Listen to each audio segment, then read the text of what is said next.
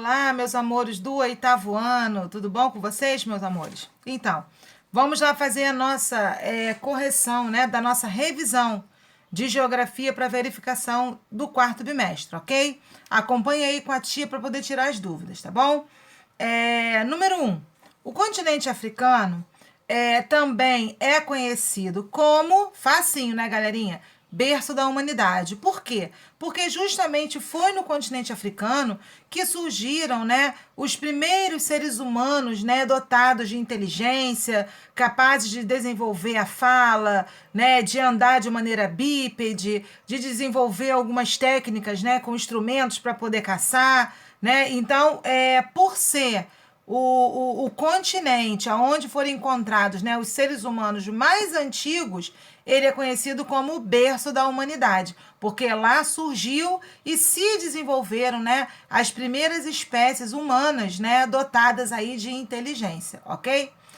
Questão número 2. Assinale a alternativa correta em relação ao continente africano. Bom, galerinha, nós falamos bastante aí sobre o continente africano, tá bom? E de todas as opções aqui, a mais correta, né, a única que está correta realmente é a última aqui, ó, que fala que a África apresenta muita diversidade étnica, tá? Apesar, né, da gente ter aí um continente, na sua maioria, formado, né, por pessoas de etnias negras, né, nós temos etnias distintas, né, de tribos diferentes, características étnicas diferentes. Estima-se que existam cerca de 2.000 grupos etnolinguísticos distintos, né, que falam línguas diferentes no continente africano, né, o que representa 1/3 das línguas faladas no mundo, né, e essa característica etnolinguística também vem muito da colonização, né. Olha só, o Brasil, por exemplo, nós aqui falamos português, né, porque os portugueses, quando vieram ao Brasil, trouxeram a sua língua nativa, que aos poucos ela foi sendo adaptada aos nossos costumes étnicos, né, linguísticos daqui do Brasil. Tanto que o nosso português aqui, ele é diferente do português de Portugal. E assim também aconteceu com o continente africano, né? As civilizações africanas também foram, né, desenvolvendo lá características diferentes lá da questão linguística. Questão número 3. Foi um regime político caracterizado por tratar os brancos como uma classe privilegiada, distintas das demais etnias. Nós estamos falando do movimento do apartheid, tá? O movimento do apartheid foi um movimento muito triste, né? Que acabou concretizando a segregação racial, né? Que foi a distinção, a divisão social, racial dentro do continente africano, né? Existiam espaços específicos para os brancos e espaços específicos para os negros. Muito triste isso daí. Bom, um dos líderes do movimento de resistência, eleito primeiro presidente negro da África do Sul, foi Nelson Mandela, tá? Nelson Mandela foi um dos líderes, né, do movimento de resistência contra o apartheid, né? Sofreu duras aí sanções por conta disso, mas ele conseguiu dar a volta por cima, ele estudou, se formou advogado, né? E conseguiu vencer e acabar com o apartheid e se tornou aí o primeiro presidente, né, negro com características étnicas aí do continente africano, né? E que favoreceu aí o pessoal da África do Sul. Questão número 5. Dos fatores abaixo, qual mais influencia o crescimento populacional na África? Bom, galerinha, nós sabemos aí, né, que as altas taxas de fertilidade, ou seja, a quantidade de filhos, né, por mulher em idade fértil, é muito grande no continente africano, né? E é justamente isso que influencia o crescimento populacional do continente, né? A África é um país, né, um continente aí muito pobre, né? Possuem países de extrema pobreza e miséria, com um grande contingente populacional aí na África, né? Então, essas altas taxas de fertilidade, elas ocasionam aí esse crescimento populacional, certo? 6. O que impulsiona a mobilidade humana nas sociedades africanas? Bom, vários fatores. A mobilidade humana é esse fluxo de pessoas que saem de um lugar e vão para outro. Ou seja, quais os fatores que vão influenciar nessa dinâmica de movimento, de troca de um lugar para o outro no continente africano? São vários fatores, né? A gente pode elencar aqui os fatores econômicos, né? Que é a busca por emprego, melhores condições de vida, né? Por se tratar de um país, de um lugar, assim, às vezes muito pobre, sem condições de sobrevivência.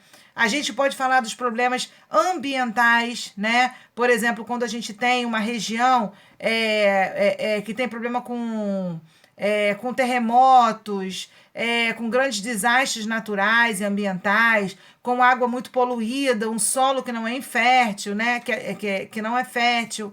Os problemas climáticos, como as secas, né? Conflitos, que são as guerras étnicas e religiosas, né? E todo esse cenário de instabilidade e insegurança faz com que as pessoas busquem essa mobilidade social aí de um lugar para o outro. Questão número 7, tá? Quando e como a influência dos Estados Unidos e Cuba foi rompida? Bom, foi rompida, galerinha, em 1959, quando Fidel Castro, tá, que até então era presidente de Cuba, né, líder de Cuba, liderou um movimento revolucionário e depois, né, o ditador Fulgêncio Batista, certo? Questão número 8. Período que colocou os Estados Unidos em evidência no cenário geopolítico mundial. Bom, nós temos aí a Guerra Fria, né? A Guerra Fria, né, que foi um movimento aí que aconteceu após a Segunda Guerra Mundial, ela foi um conflito ideológico entre os Estados Unidos, que era a potência capitalista, contra a antiga União Soviética, que era a potência socialista, né?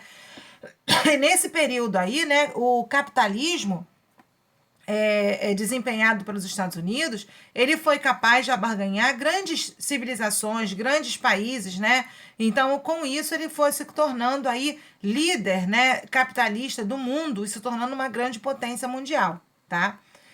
Questão número 9. Das opções abaixo, qual representa as causas dos conflitos no Sudão do Sul e na Nigéria? Bom, galerinha, nós vamos ter aí as divisões étnico-religiosas, os conflitos entre os contatos entre as etnias e culturas diferentes, as disputas econômicas pelo controle dos territórios petrolíferos, né? Ou seja, essa região aí, árabe, né, do Sudão, o Sudão do Sul, né, ela é um conflito realmente pela busca, né, por quem domina mais a região onde tem maior quantidade de exploração de petróleo. Última questão, questão 10, tá? País sul-americano essencial na estratégia geopolítica dos Estados Unidos em relação à América Latina durante a Guerra Fria, por fazer fronteira com diversos países sul-americanos. Então, nós temos aí o nosso Brasil, tá? Se destacando, né, no cenário geopolítico aí na América Latina, por ser o país, né, que mais se destaca em desempenho econômico, né? Nós somos aí exportadores em número 1 aí de grandes produtos de agricultura, como o café, como a soja, né, como a laranja. Então, a gente consegue aí ter uma perspectiva bem vista no cenário internacional, ok? Bom, meus amores, espero aí que vocês estudem, façam uma boa, né, avaliação e beijo no coração. Bye, bye.